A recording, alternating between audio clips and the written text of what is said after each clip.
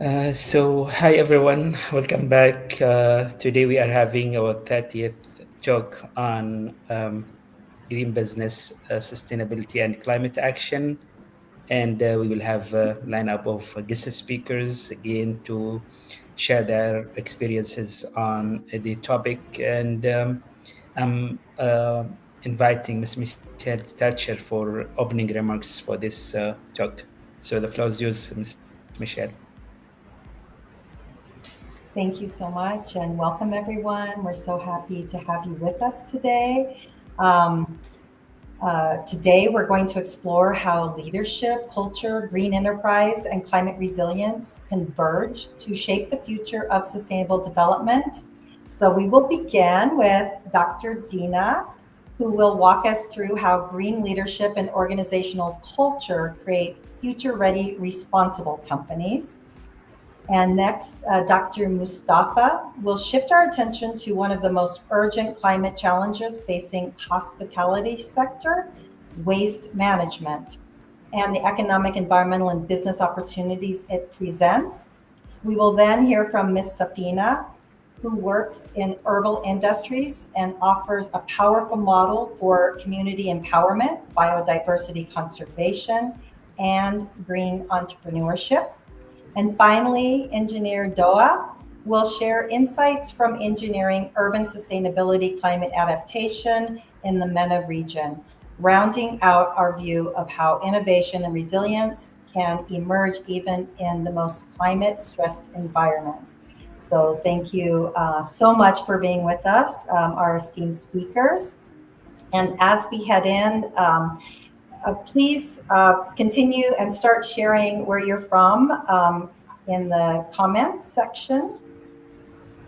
Please mark your calendar for next Thursday or 2 weeks from now, Thursday, December 18th, for the Green Skills and Sustainable Innovation Forum. So we're shifting gears a little bit as we head in, start heading into the new year.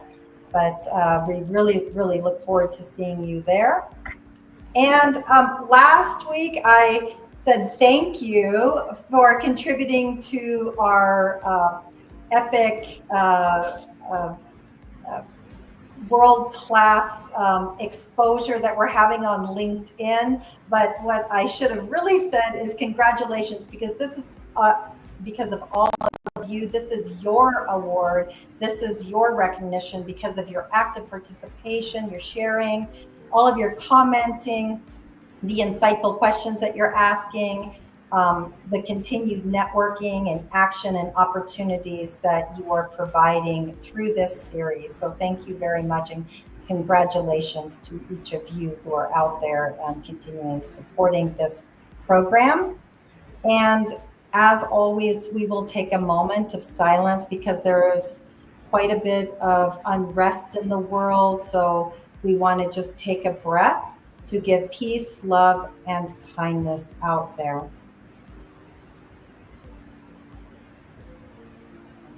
And let's continue that support to give to each of our speakers today as we head into this session. And just some friendly reminders. We encourage your participation. As I just mentioned, it's why this is an award-winning event that we're having. And so always keep in mind that we want to, have the insights be inclusive and positive as possible. Please share your city and country. Uh, and again, ask questions as each speaker is going. You can even go back. You can always say who that question is for. And I just want to say thank you again. We're so honored to have you with us as an audience. You are part of this series. So without further ado, I'm going to pass it back to Dr. Wissam, who has brought us all together today. And without him, we would not have this amazing series. So without further ado, Dr. Wissam.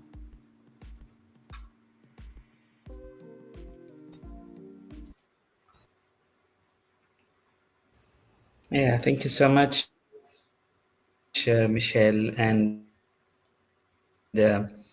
I think today we are having a remarkable program and webinar since we just started the first talk, and now we are marking the 30th one. So this is a kind of a great achievement, and definitely we are welcoming Dina Yusri. And Dr. Dina is the Vice Director of the Executive Education Programs at the German University in Cairo. So the floor is yours, Dr. Dina. Thank you so much, Dr. Wissam, and thank you for the organizers, for the esteemed speakers, and of course to all our audience. Today, let me take you through what green leadership is and how actually there are some sort of dynamics between leadership, organizational culture, and corporate sustainability. I would like to highlight today how do we build future-ready, responsible organization. Of course, I will take you very brief toward these ideas. So, to start off with a very important question that is always raised: why are leadership and culture crucial for sustainability? Why should we care? Why should we invest in culture, for example, as a determinant?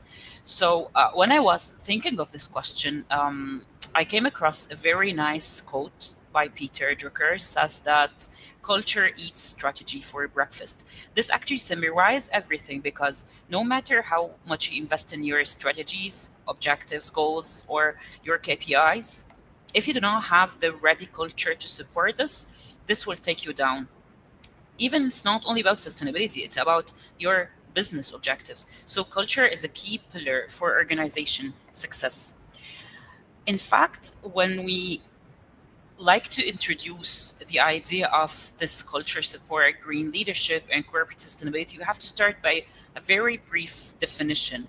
How do we look at corporate sustainability? Corporate sustainability is a very broad topic.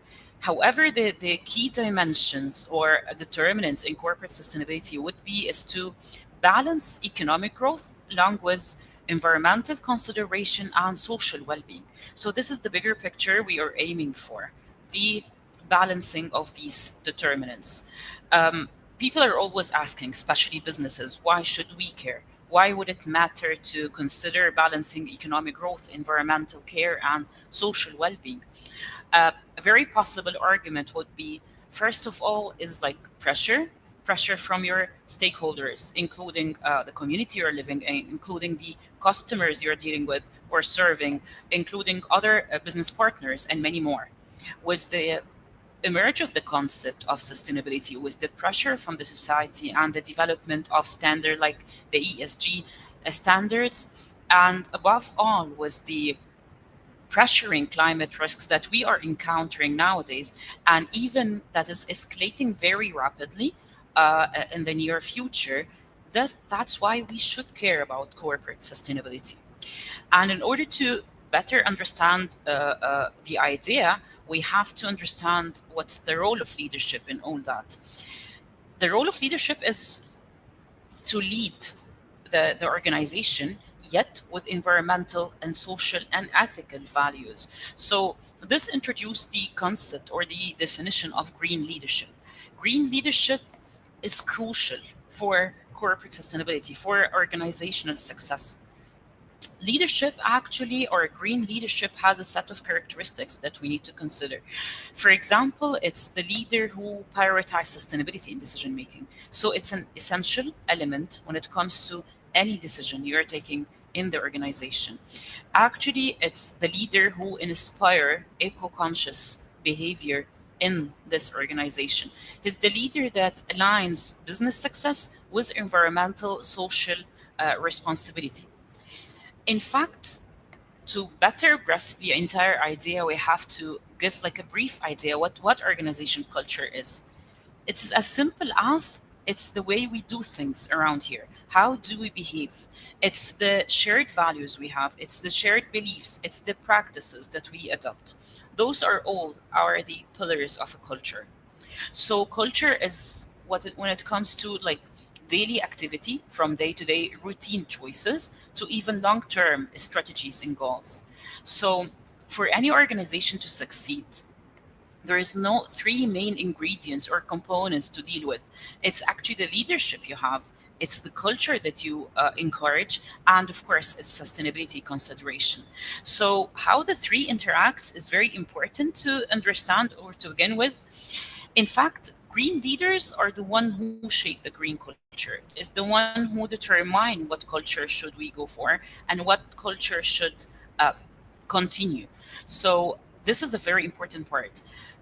Culture is the determinants of, or actually culture is the one who influence sustainable practices. So it's either the culture that supports the practice or block or hinder its achievement.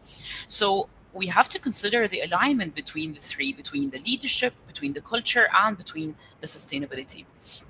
In fact, when I try to summarize the idea of how organization culture could be green, so in fact, to better explain that, we have to say that the characteristics of a green organizational culture would be that our shared values is actually revolving around sustainability. So this is what we believe in. It's a culture that encourage employee involvement. It's a culture that consider green practices in the daily operation, from the tiniest of the details to the largest one or the main objective. And most importantly is the culture that consider and encourage transparent communication, because communication is found to be, according to lots of research, as one of the most important reasons behind failure across organization. So you have to be transparent about everything you do, to work internally and externally. Okay, you have to start by aligning actually your objective with the SDGs. A very good practice that organizations do follow and consider is that they draft like a matrices that align how SDGs is actually aligning with organizational culture and organizational values and objectives. How can we support the SDGs or the 17 goals? What goals are we perfectly aligned with that we support? What other goals that we can work on, whether in the short or long term? In fact, this requires a leader, a green leader that supports that. As I briefly just mentioned, what determine a green leader, if you want to act in that manner, you have to consider like long-term objectives, long-term goals, rather than short-term immediate profit. You have to drop the idea of, I would like to maximize the profit no matter what is going on to the society, to the environment, even to my employees. It's prioritization of long-term rather than short-term goals. It requires a visionary thinker. So it requires that you work toward a goal, not only business-oriented decision when it comes to maximizing profit, but working toward value creation. So we have to drop the idea of profit maximization, focus more on the value you create. It's the leader that consider the ethical dimension in each and every decision. Okay, the ethical part is an integral part of sustainability. It's the leader actually that consider the triple bottom line approach. So when you make a decision, you're not only prioritizing the profit or the business model, but you actually consider the people and the entire planet, your community, the society you're operating in, your employees, the environmental damage. So this is the optimum approach to consider while thinking in a green manner. So other factors that characterize green leader is that he's the one that promotes innovation in green practices. So when you communicate your vision, you consider communicating green practices. When you set policies, you set policies that do support that. You should not be acting in a totally different manner. You have to align your vision with the green policies you're setting. You have to lead by example, because according to cultural studies, employees follow you. They do not only follow policies and rules and regulation, they follow the leader. The way you act is the way that inspire employees to act. Okay, the famous example that again I came across was the one of Paul Polman in Unilever. When he decided to change a tiniest detail, he decided to stop the idea of quarterly reporting, and he said it's not about a small period of time, but rather we should be oriented toward long-term sustainability. This small act started to integrate sustainability in the organization. He did not invest in a huge project, yet he started by a small act. So if you want to build such green leadership, if you want to build a green culture, I believe it's three main pillars to build on. First and most importantly is to start by building awareness and education. Employees cannot act what they do not understand. So you have to start by investing in training programs that supports the concept of sustainability. You have to educate your employees about what sustainability is, what's the best practices, what do we need to consider, when do we need to consider, how to prioritize on which dimension and why. You can even create green champions in your organization. You can empower task force. You can have internal campaigns toward specific goals. Second point would be embedding values. So it's not only that you speak about sustainability casually, but it become an integral part of your organization. This could work through your strategy. So if you start integrating sustainability in your strategy, this would make sure that it's actually working in this organization. In your strategy, in your mission, in your vision, in your shared values with your employees and society. And actually to close the loop, not only to put it in the strategy, to put it in your KPIs. So you have to start embedding green KPIs in your performance review, in your hiring, in your procurement decision, what to buy, from where to buy, what is the impact of this purchase, who to hire, and even more when it comes to evaluation. This needs to be integrated in all of these concepts. And third, an important point would be, as we just mentioned, is to lead by example. Top management actually must model sustainable behavior. They have to commit visibly to sustainability so the employees or the community can see that. A nice example would be IKEA. IKEA integrated the green culture, start off with the, for example, wanted to reduce energy consumption. So they started by transforming all the lighting in the stores to be 100% LED, followed by product designs. So they work toward how can we make a product design more durable, sustainable, less resources utilized in? How can you even recycle waste from the products used? So that's the starting point. So to highlight what would be the enabler of any Greek culture, enablers would be to having a strong leadership commitment, to communicate clearly sustainability visions and goals to everyone in your stakeholder, to make sure that your employees are actually engaged in the program. And I'm sorry, but there's thank you. So to support it further, actually to communicate that transparently, to comply with the external pressures. Sometimes we say it's enabler as well as it's a pressure on the company. For example, the new rules and regulation in favor of a more sustainable act, whether environmental, societal, or economical even. So this could be a main enabler for any Greek culture.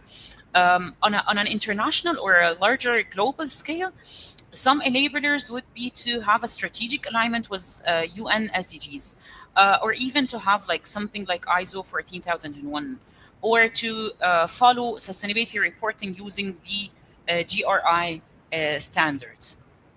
In fact, just we mentioned enablers, there's like a clear barriers to green culture, stuff that hinders that. Clearly, the lack of knowledge or awareness, if they cannot understand what's going on, they will start to resist what you're asking for. So you have to train them to lower resistance. A key success factor to eliminate resistance to any change is to make people involved and understand what's going on. They need the importance of what you're doing. One main reason behind failure is misalignment. You write something and you act something else. So you have to make sure that your goals is actually aligning with your actions. Above these are actually weak enforcement. You might have policies, but it's not in fact implemented nor working.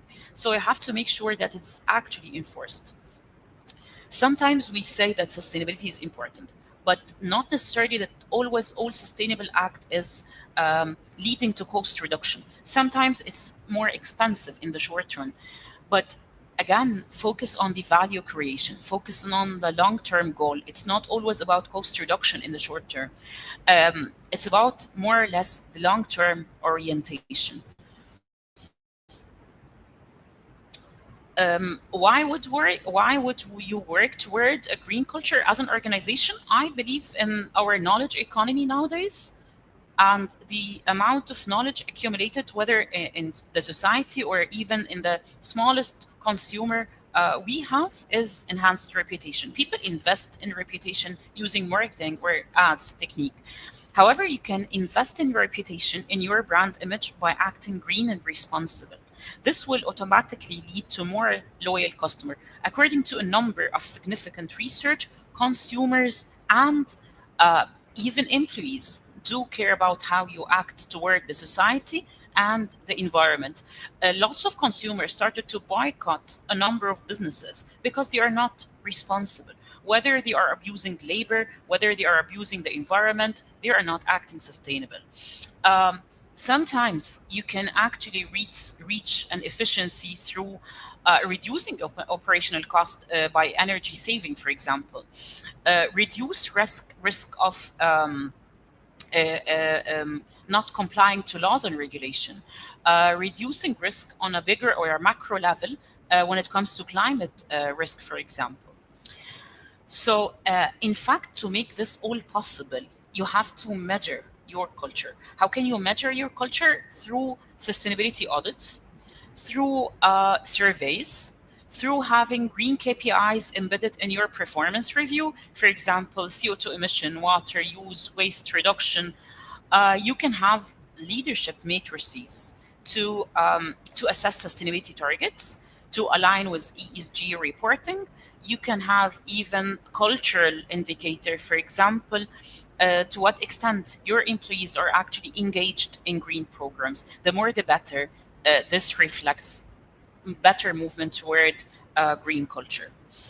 What we need to remember for that, in a very brief form, that sustainability is not just strategy, it's a culture. So if you want to succeed in terms of business, a green business, in terms of sustainability, you have to have a strategy that's supported by culture. None of these can work in isolation. If you want this to work, you need to have a green leader. A green leader is the key success factor for a lasting impact, to make sure that this happen not only on paper, but on reality. What we have to care about, that it's not always about mega investment or huge steps. Even the smallest consistent steps would drive a green culture.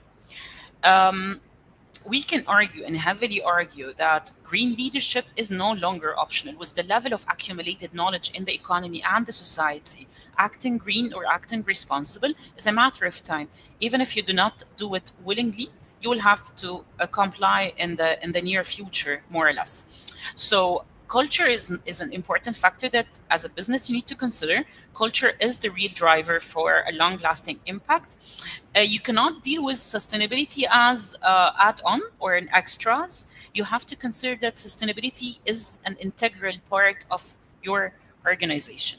So, as we conclude, a very important question to ask yourself today: what's one change your organization could make to embed a greener culture today?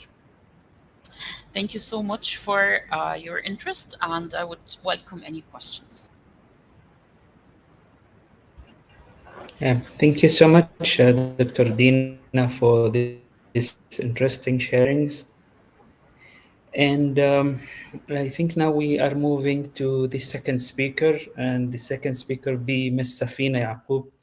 And Ms. Safina is the founder and CEO of Future Forest International and Herbal Asia from Malaysia. So the floor is yours, Ms. Safina.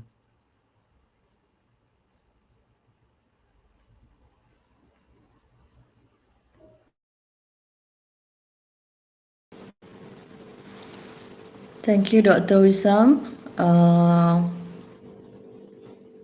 I would like to thanks again Dr. Wissam and the team for inviting me to speak at this conference. I think this is a very noble act to bring all the industry experts related to sustainability and climate action and how we embrace our subject matter in this shared and collective moment. Yeah, I want to bring forward what I have done for the past 22 years before the big word saying the sustainability, basically, especially in Malaysia itself, involving all the big organizations.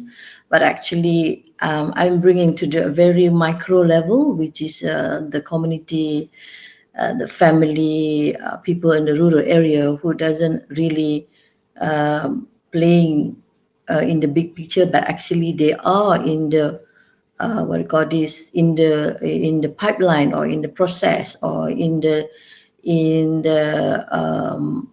foundations of how sustainability actually creating what you call this creating impact to their livelihood. So basically, where I'm coming from is I was in the public relations and advertising and brand marketing for the past 30 years. On my last project is on observations of ethnic Aborigines community in Peninsular Malaysia. From there, we find out that a lot of data, which is very overwhelming, and how this rural community maintaining their health and beauty just using the medicinal plants, meaning to say in the current society, as for now, the consumer behavior coming back to the basic. So I would like to take everyone into this journey of my herbal journey, which is through empowering the community, empowering the communities through herbal industry. So here we are. We want to share the green business model for sustainability and climate resilience.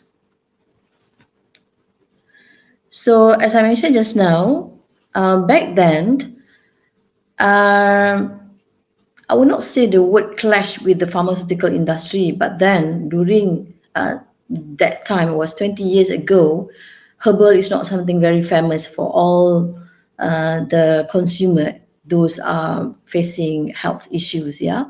And later on, when we pushed the idea of going back to the natural-based solutions, yeah, and the ingredients and these kind of things is not available in the open market. It's all still in the backyard activities. So by organizing the very focused trade show, and this poster had been created way back like 10, 15 years ago, and a very simple branding, it's okay to say yes to herbs, meaning to say herbs can be for the beauty, for treatment, yeah, for self-healing and so forth. I would like to giving some what do you call this deep dive about herbal revolutions. So I've wrote it there, and quite small for me to look at it, but I'm summarized it. As for today, based on my experience organizing this herbal trade show, which is exactly almost 22 years. So the increase of herbal demand in the market, especially in Malaysia, increased every year from 10 to 15%, be it from import and export itself. So meaning to say the society is already aware about the benefit of it. This is where the element of sustainability coming in, whereby a lot of product nowadays, the customer are very self-conscious. So they want to make sure that the product is not contaminated and must be organic. So these are the indicators which indirectly create impact where the product coming from and how is it produced and which area or the place that happens. So people, product, and the planets, yeah, which is the 3P elements, which is not so complicated for all the project managers to implement, which is some of them are not aware of it, is become a very strong element to empower the community, especially in a rural area. I will not going to read this long detail, but whoever that can read it is some more. You can grab some important points that I share. Okay, Hub Asia concept actually I integrate with the 5P framework, which is the people, planets, products, and prosperity, and the profit.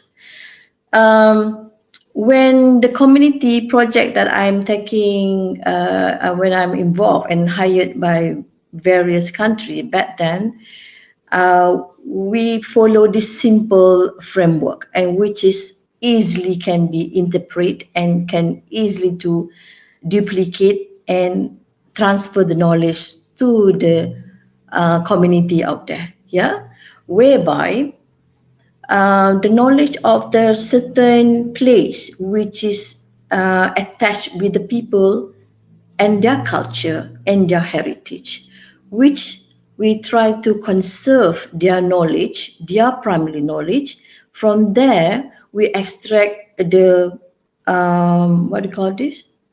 Primary data, the informations. So this data is reflect to a plant and the culture and the heritage, which is passed down by generations, and it remains to with the people in different countries. So there's no what do you call this? No, I would say copycat informations, or the origins of certain story is really attached to the people. What I'm trying to say here is, when it comes to sustainability and also the output of the product in community empowerment, usually we always refer to the what sort of a plant and how the plant can be converted into a product. Yeah, because some plant origin can be looks the same and smell the same, but it's subject to the soil where the plant grows. So this give unique selling point for them to claim the more detailed information about the particular product. It relates to the story of the people and place. So in the brand marketing, it is important. This 5P is quite a simple framework and easily can be adopted. Okay. Compared to other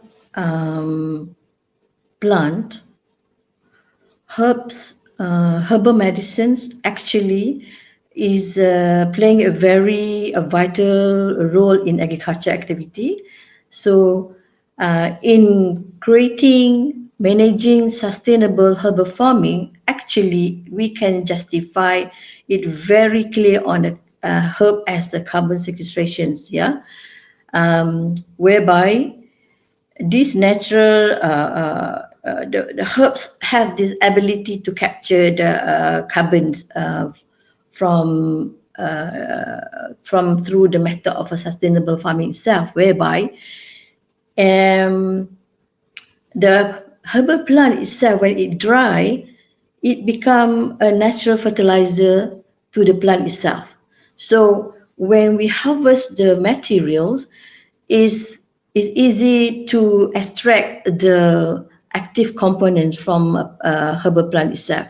So this is much easier to commercialize it, and we can justify the elements of the 5P just now. Yeah. So growing herbal medicine plants is more beneficial as compared to any other agri crops itself. Yeah.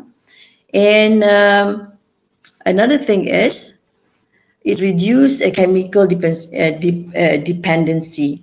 I don't want to detail out because it's a very much technical informations, but as I mentioned just now, in terms of for the community itself to play their part in the supply chains, it's much easier for them to grow herbs because it's automatically and easy to justify the plant itself or the raw material is organic. Yeah, and the sustainable practice which is include in this herbal farming, which is as you can see there, I would like to see closely. Yeah, crop rotation.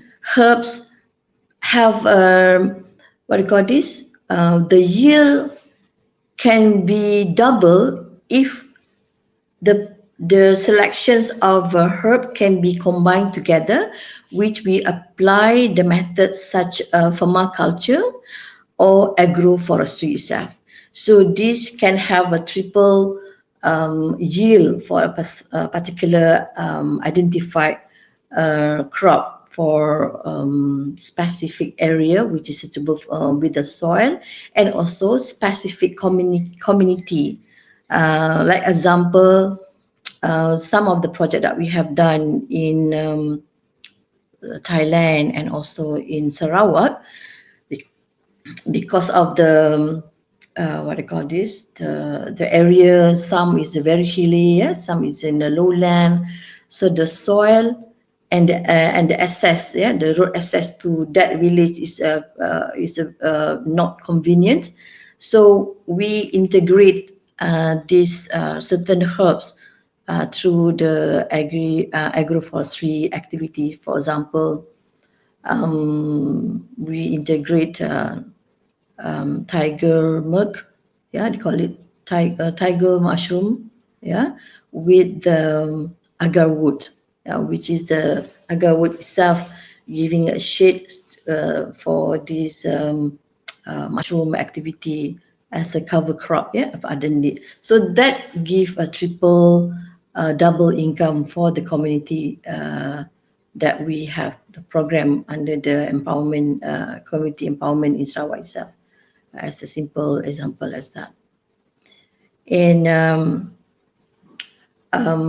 based on what today concept is, we want to highlight how we can build the climate resilience.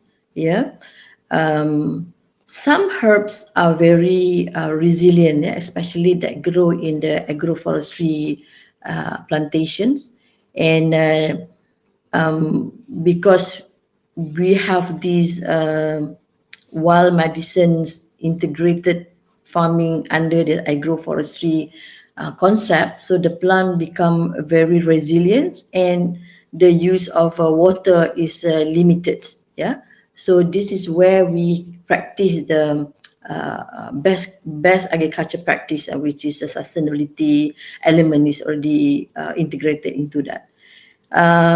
Of course, farmers doesn't understand these big words, but as a project consultant, we embrace the sustainability practice to them. So we have this simple framework that easily for them to follow. Yeah.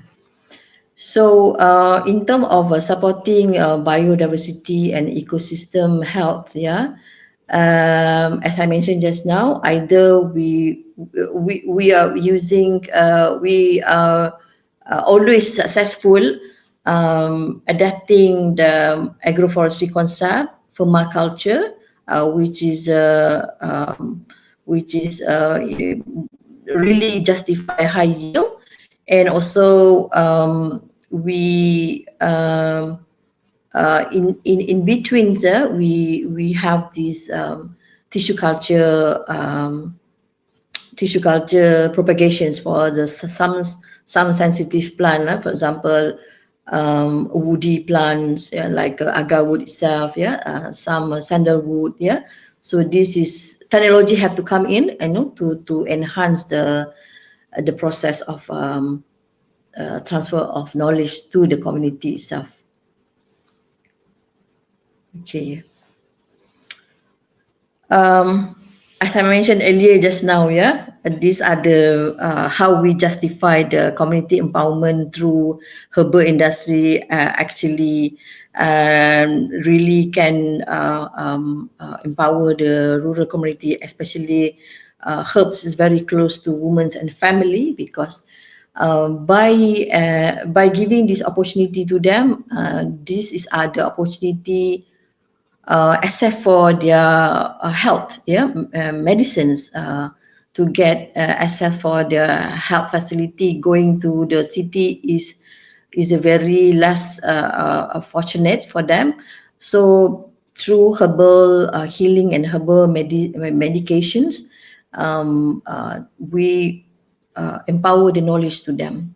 For example, many diseases that happen in the rural communities, such as diarrhea, malaria, diabetic, high uric acid. So common herbs that which is we do contract farming with the big brands, and indirectly also we implement some simple medications for the community that we empower for them to use for their family.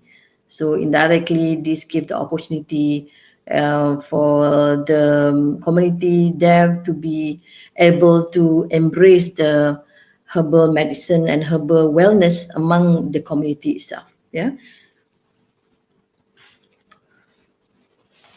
So this is become a trendy nowadays.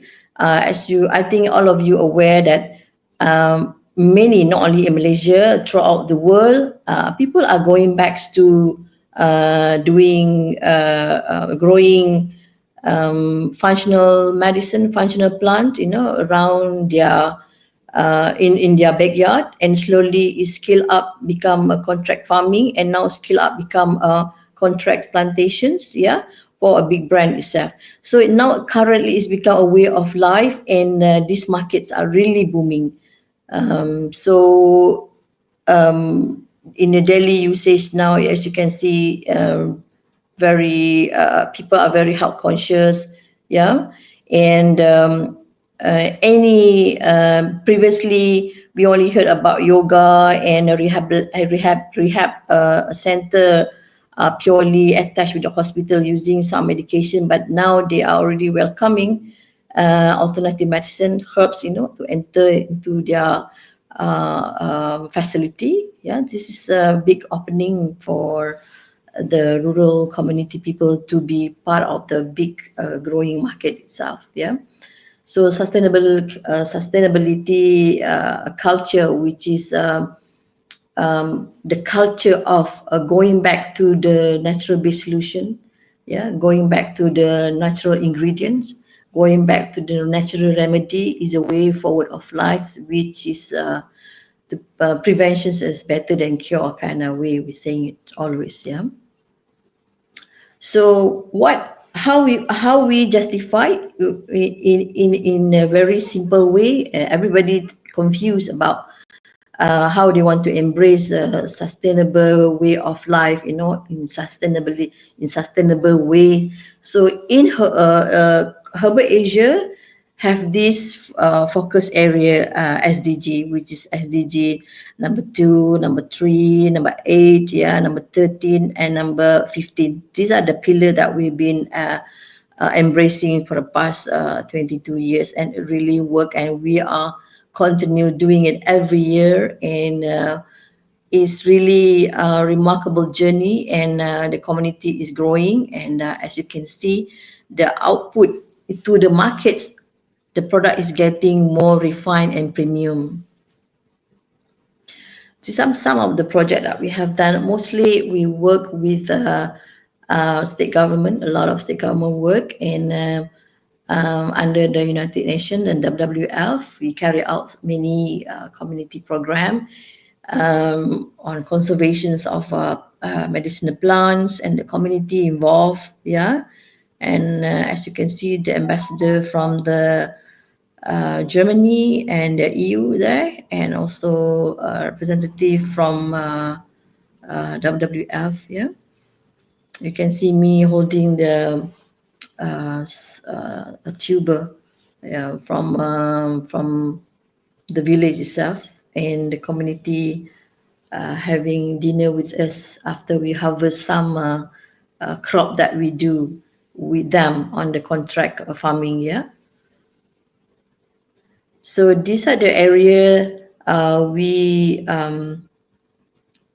empower people, place, and product. This one in Sarawak, Batang Ai is the largest dam. Actually, is a lake here, where there's so many ethnic community are living in the different small islands that, as you can see here. So the product from there is the medicinal plants, agar wood.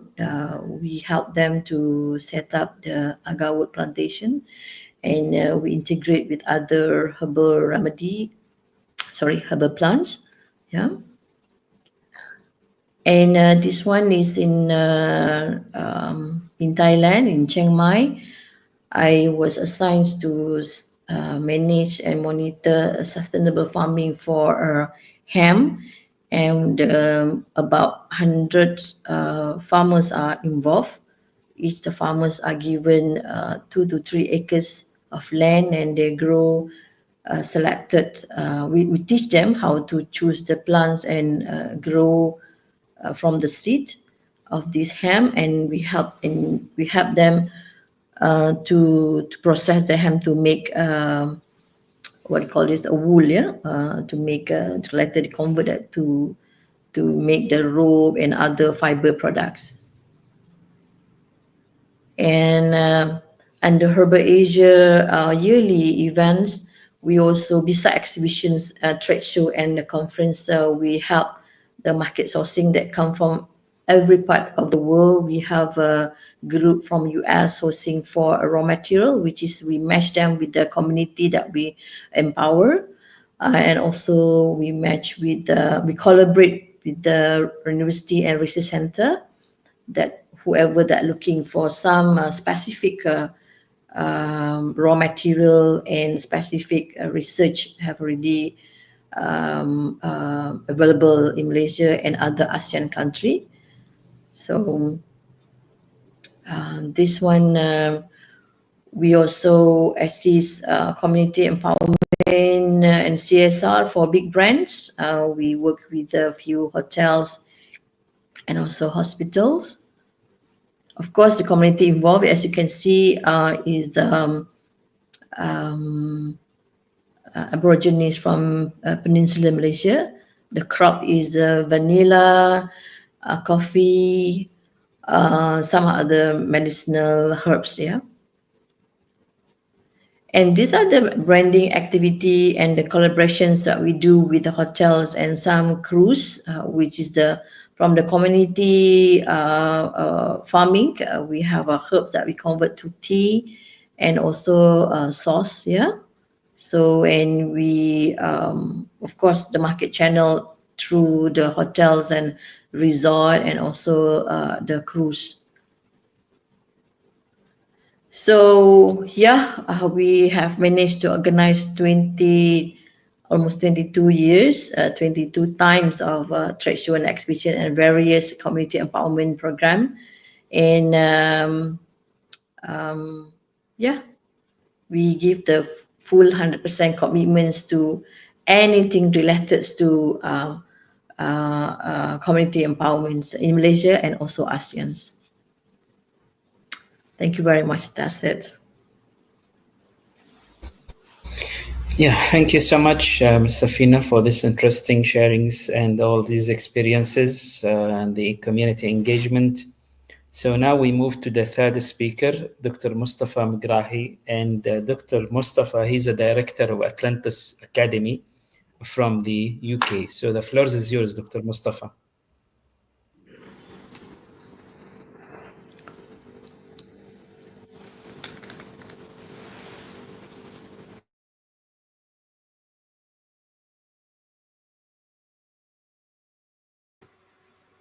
I think you just muted yourself, Dr. Mustafa.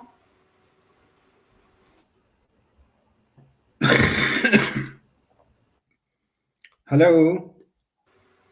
Can you hear me? Yes. Thank you, Dr. Wissam, for the introduction. Thank you for the previous speakers. They are really highlighted very, very good and interesting aspects of the sustainability.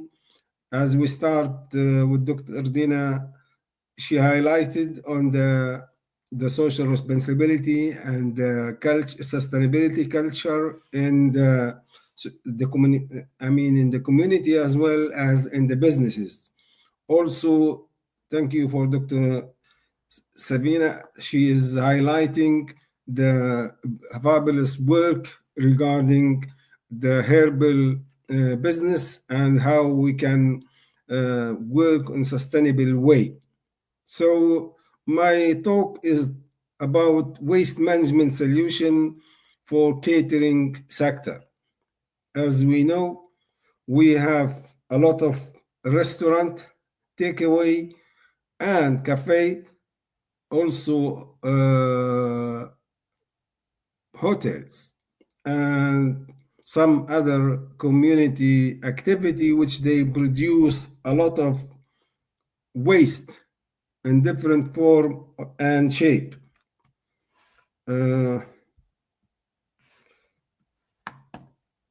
So waste management is growing an environmental concern, and we have to do something about it. And one of the most, especially in the UK, is the catering sector, because we have thousands of restaurants, cafe, as well hospitals.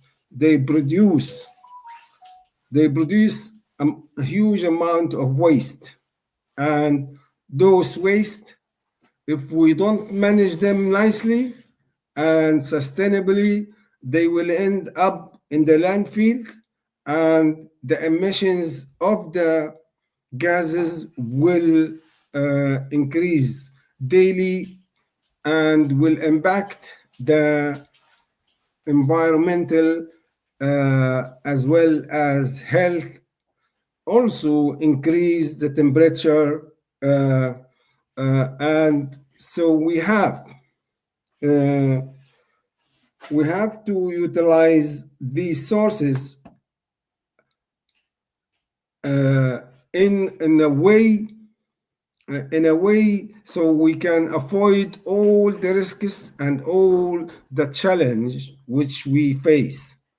So in 2024, waste, you see, especially only for catering sector, produce approximately 1 million tons of food waste. So it is not a small amount, and this will cost us to handle it so millions as well, rather billions, to get rid of it and handle it.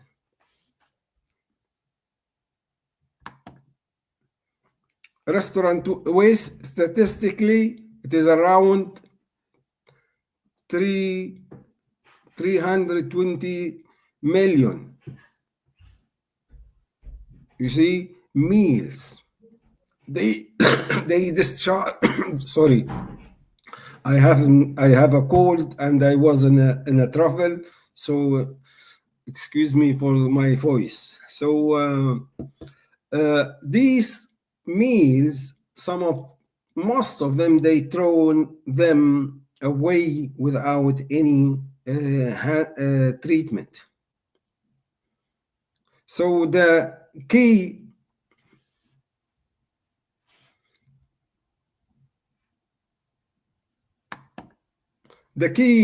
waste reduction strategy, as the first speaker mentioned, we have to do a strategy in order to reduce and to be looked like we are acting eco-friendly and sustainably. So we have to have in place in restaurant and takeaway like stock control and forecasting for each individual restaurant, how many clients we have, and how we prepare the meals, and what kind of materials we should use in each meal, so we don't end up wasting the and have a leftover by the end of the day. So also implementing the portion control guideline. So we have to have, let's say, portion control guideline according to the necessity and in standard for the UK standard or international standard. Engaging the supervisor or the business owner through training, as well as normal worker, is very, very important, so they will act sustainably and nicely. So one of the most issue as well is empower or encourage the habit of recycling and reuse solution, increasing the recycling of plastic, glasses, paper, and metals within catering sector, converting food waste into compost or bioenergy, collaborate with waste service providers to have a very good relationship with the companies and make sure that we have integrated system whereby we have businesses and business owner, waste handlers, as well as with the community to raise the culture of the sustainability. Adopt advanced recycling techniques. So many techniques in recycling exist. So we have to look to different options and different opportunity. On a small case, on a matter of applying simple way of convert waste to compost, we start in Libya a small scale project whereby we use some waste within catering sector, especially cafes. So we convert that waste to the compost, as you see, and also we done it by our hand, me and my colleague. As you see in the picture, we handling the waste and try to make sure that we convert the waste to compost. We done a preliminary check on the waste, as you see the spectra, and we measured the radioactivity levels, and we found that there is no radioactive material at all. Whereas chemical fertilizer, especially the imported one, they have plenty of radioactive material, and it is really costly. So why we don't use some material? It is in our hand, it is around the corner, and instead of chemical fertilizer, which has a lot of risks and increase the number of cancer cases in every single country, whether it is in Libya, UK, Egypt, Malaysia, Palestine, wherever you go, we are really encountering a lot of problems regarding fertilizer, chemical fertilizer. As you see, because the second speaker, sorry, I forget her name, she is talking about a plant and how to grow. This is brand of aromatic plant, and it is very, very good. And we test the compost on the plant, and there is a huge benefit and help the plant, and also increase the fertility rate in the soil and enhance the it is I think it is a very good way to be implemented in your application. To conclude, effective waste management creates jobs, creates clean air, clean environment, and we have a good product, good way of handling the waste, and implement the term of sustainability in a practical way. It is not just highlighting in conferences and workshops without implementing the element of sustainability. In very brief, we try to be practical, to be around the grassroots, around the community, around the businesses, to help them and raise awareness of sustainability in a practical way and in very, very, very simple way. Thank you for your time, and I hope I made a few points here regarding sustainability, and I'm ready for any questions, please. Yeah.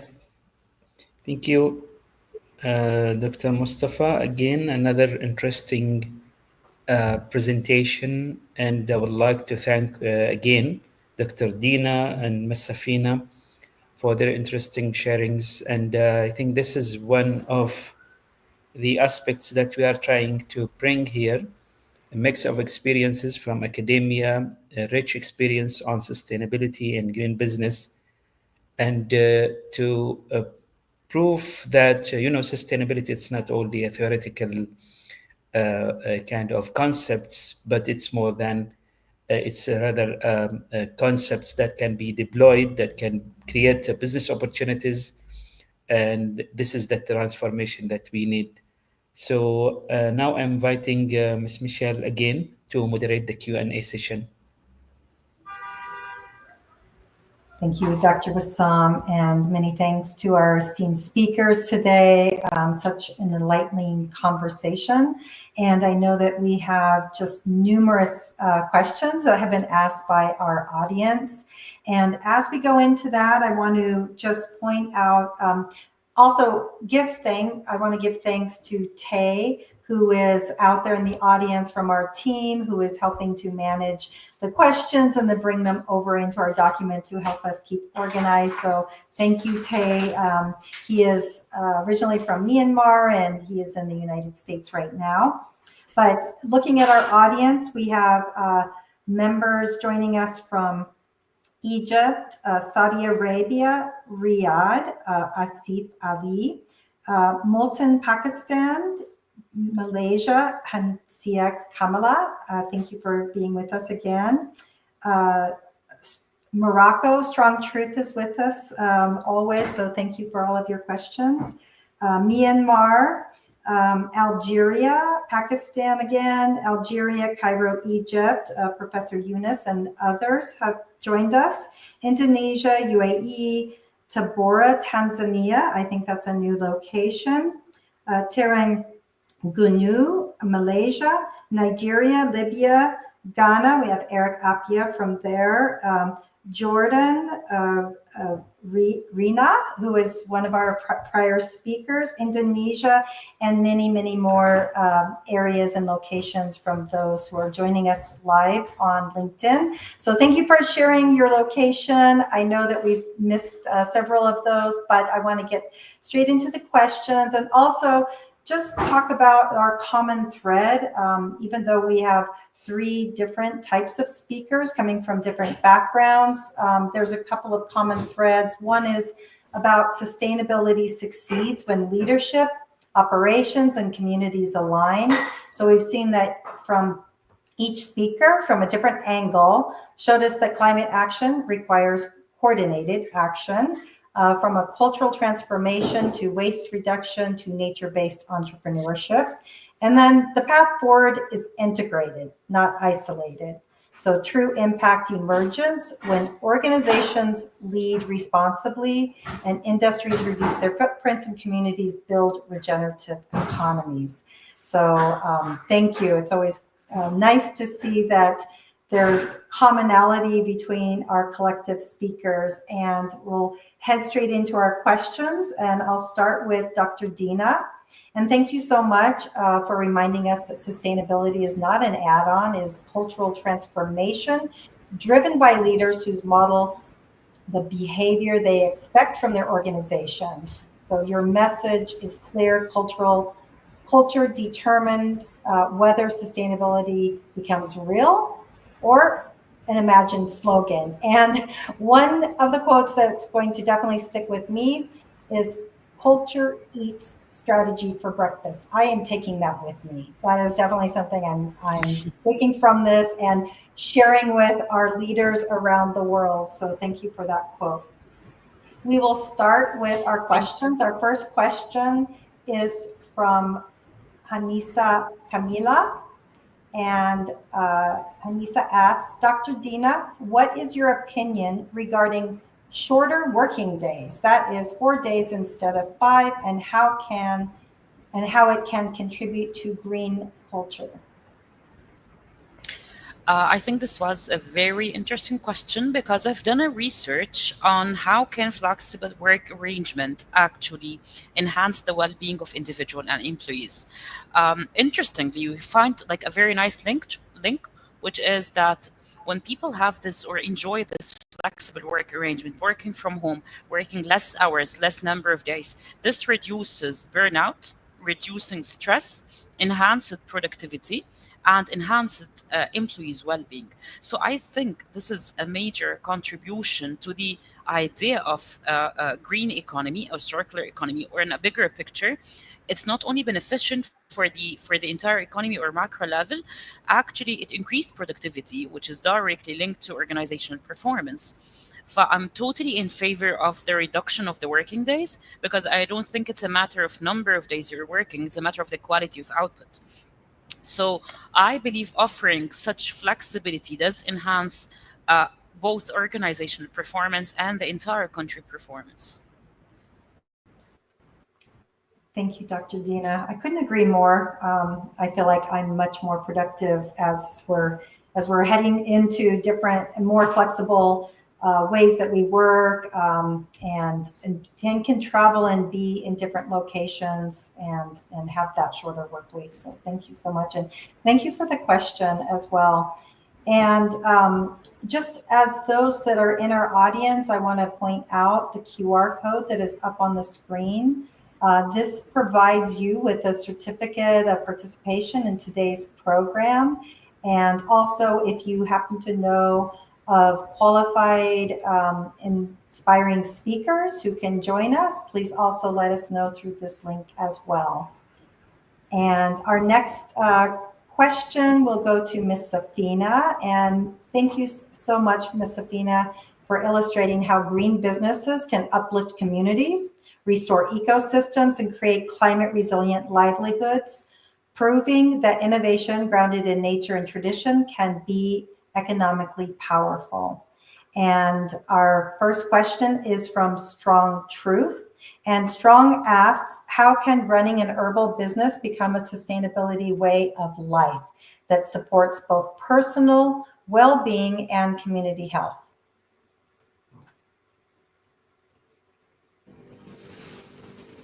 Thank you for the questions. That is a very good question, I say, and the answer is that is a way of life. And during this, I would say, the world facing a lot of very stressful situations everywhere. So access to medicines, not everybody can have that opportunity. I'm still going back and refer to the people in the very difficult area to get access to medicines. And for them, there's so less opportunity to choose a job. So the easiest way is farming.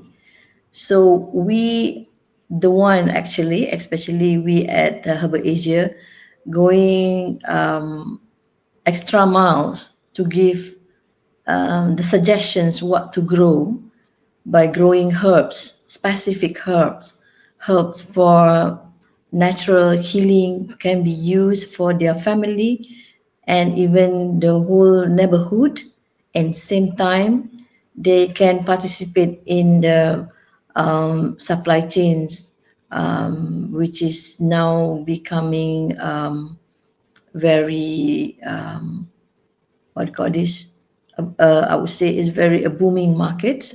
The buyer come not only within Malaysia, it's come far, far away, even from US itself. Every time during the trade show, we receive a lot of group requests are coming, and we straight away, match them with these community farmers. So I would say, even for myself, I'm a farmer myself. I have my farm, and I'm still feel very proud that I'm a part of the society, and it's really very lucrative business. And I would say, in a very simple way, you're growing for one particular herbs, which is can be sold to the market and can be used for yourself, self-healing, and also at the same time you embrace this best practice to the society. That is your sustainable way of life. Thank you. Thank you. I hope that answered. Yeah. Yes, actually, I love to hear that this is more than just sustainable, that it's a lucrative way of life. I think that is an important message for those out in our audience that might know of people looking for new career pathways and also ways to just support, sustainable business as a whole. And again, being lucrative, not just sustainable. Our next question is for Dr. Mustafa, and we're so honored to have Dr. Mustafa remind us that sustainability is not only about innovation, but also about confronting that everyday realities of waste, something not all of us like to talk about, showing us how sectors like catering hold enormous untapped potential for environmental impact when efficiency and responsibility come together. I know we work with a couple of businesses in the United States that work with those large catering companies as well, Dr. Mustafa. Our first question comes from Eric Appia.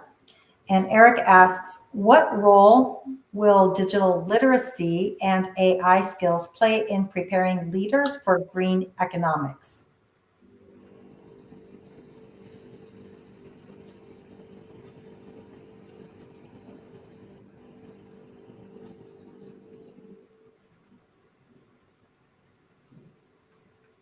Dr. Mustafa?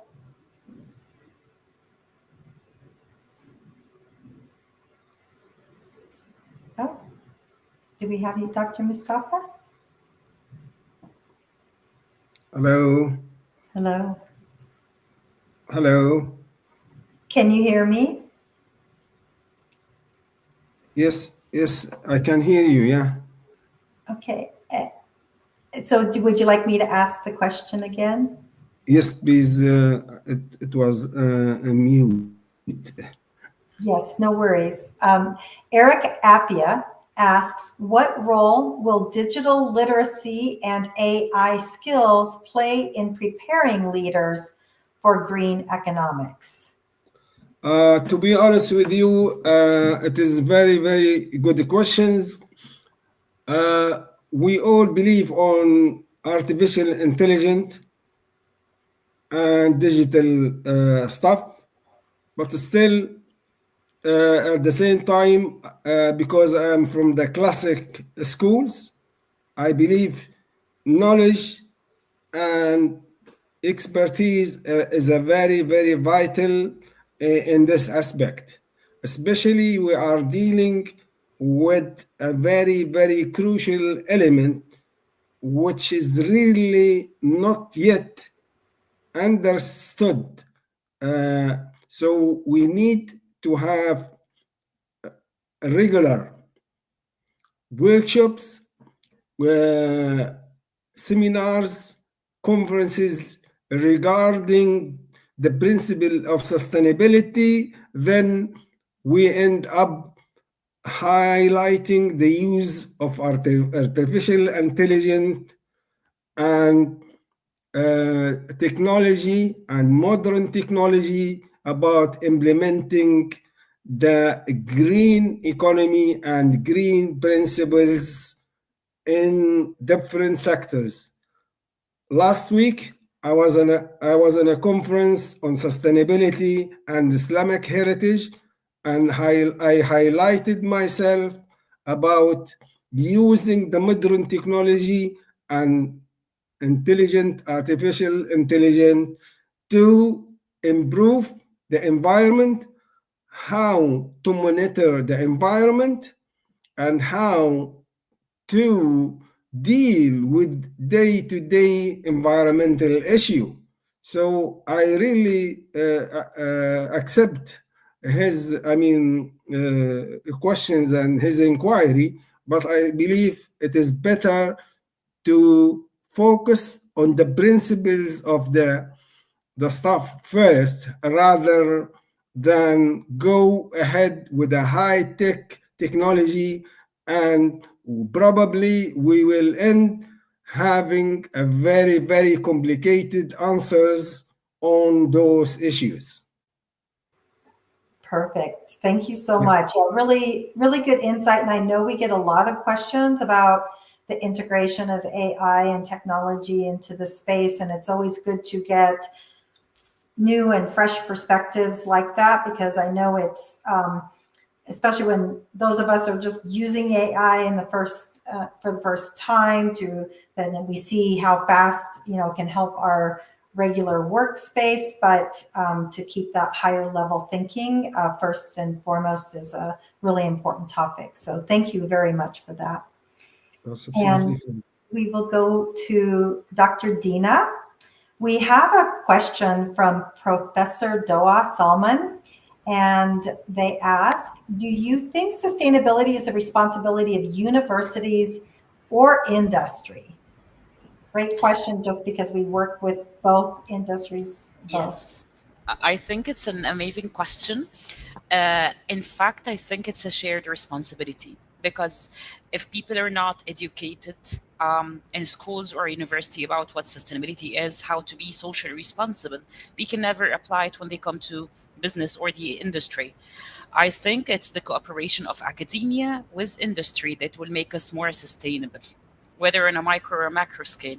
So I do believe it's all start with universities. They have to educate people first about sustainability and why it matters, how they can apply it, why it is important, what barriers they might face. And again, it's for industry to integrate this knowledge and even take it further. Yeah, thank you so much. I agree. It's definitely a shared vision that we need to make happen. And I feel like with what Dr. Wissam is doing and the connections Dr. Wissam has with the universities around the world, and starting to work towards the green skills coming into the new year, especially, and bringing in university leaders, is really going to continue to make an impact. And I feel like that's what these programs have been about. So thank you for the answer, and also thank you for the question. Our next question is for Ms. Safina. And the question is from Hanisa Kamila. And they ask, it was reported that synthetic drugs are more efficient than natural products. What is your opinion regarding this matter and the potential of herbs in Malaysian homeopathy industry? Yeah, I'm sure someone going to ask this question, synthetic versus naturals. So it's a matter of choice for a consumer. You ask yourself if you want to consume synthetic or you want to be naturals. So since synthetics, always you are going to have this very impulse, acute, similar pain coming back regularly, and you're going back taking that synthetic temporary relief. Where natural healing come from natural ingredients, it takes slow pace to adjust to individual body conditions. It's not immediate, meaning to say it's subject to your, your body temperature, your hormone level in the body. So it's not abruptly distract or disruptions for your health. So it takes times, which is a more than a week, slow growth, and you will gain the confidence in terms of relief, in terms of comfortable taking the natural base product or ingredient or something that you blend in your juicing. Yeah. So end of the day, consumer must have knowledge. You must read. You must cross-check. You must refer to the label, whether it is right for yourself, for your family, for the people that you love. So at the end of the day, anything related to synthetic can be very general and can be very cheap, and it comes with the convenience. You can just put in your mouth and you drink with the plain water. That's it.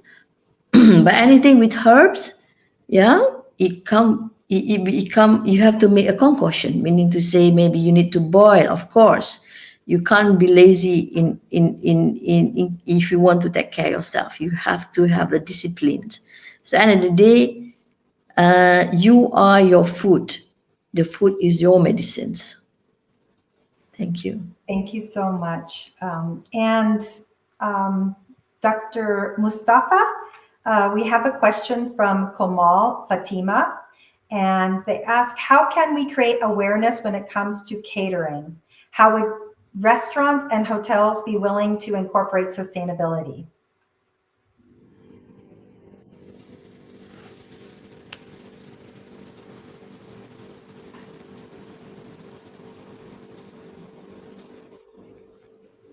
Hello, Michelle.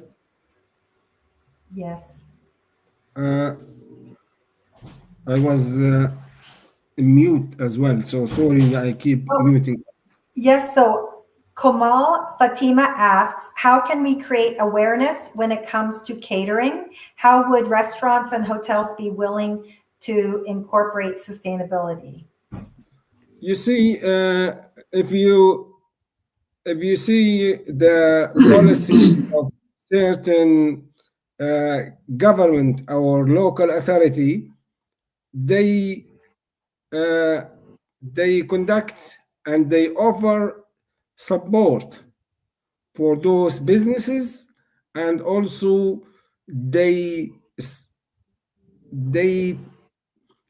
give, let's say, you see some investment for businesses to implement the sustainability. For example, in the UK, we worked with 12 businesses for waste audit. It is free of charge for businesses, and whereby we worked with them day by day and in a simple way how they manage the food waste, how they do waste audit for their businesses to know how much they produce per day and which element he or she can resell instead of throwing to the landfill. So it is when there is a well, there is way. So I think going to the business, working with the business, working with the local schools. Schools also very, very important because that is the gate for families. That is the gate for parents. So when the parent, when they pick student or their children from the school, and when they will ask them what you have done today, and if they say we had a session on waste collection, cleaning of the schools, day for the garden. So it is really, really very not easy, but it is approachable and it can be implemented on the grassroots levels. But if we are saying, oh, we will do gathering in 5-star hotel and we will talk about waste management, who is going to come down there? So nobody who will get and reach that place. But if we plan the program from the grassroots, community, schools, worship places, mosques, different community clubs, I think we will succeed and we will get the message through. Wonderful. Thank you so much. I think that's such a good point, especially for those of us who are always having conferences around the world and picking and choosing the places where we're going to be doing that. And then also where's, how can we integrate waste management where we have even more control of the situation if it's at our place of worship and otherwise. So thank you so much. And I know we are out of time today. There are quite a few questions. I was just going to ask another question from Strong Truth. We have more from Hanisa, Camila, and others. I will say in the thread that is within the program, the actual program live, all the comments, I encourage our speakers to go ahead and feel free to go in at some point and answer some of the questions that we have not addressed yet. But I want to say this has been such a lively conversation today, and really appreciate our esteemed speakers as well as our audience and all the help that we have from our collective team, and especially from Dr. Wissam, who has brought us all here today. And I'm going to pass it over to you, Dr. Wissam. Yeah, thank you so much, Ms. Michelle, for moderating the session. And again, a lot of thanks to the speakers and for the audience for their engagements and discussions. And I think, we can proudly say that we are creating an impact. And I think this is the aim of this platform. And hopefully we'll have more programs in the near future to assess the global setup in terms of the green transformation and making a lot of evidence that it can be done. It is practical. There is a lot of success stories globally to be shared. So we'll see you again in 2 weeks' time. and again, and to have more engagements in the near future. So have a good time, everyone. Thank you. Bye-bye.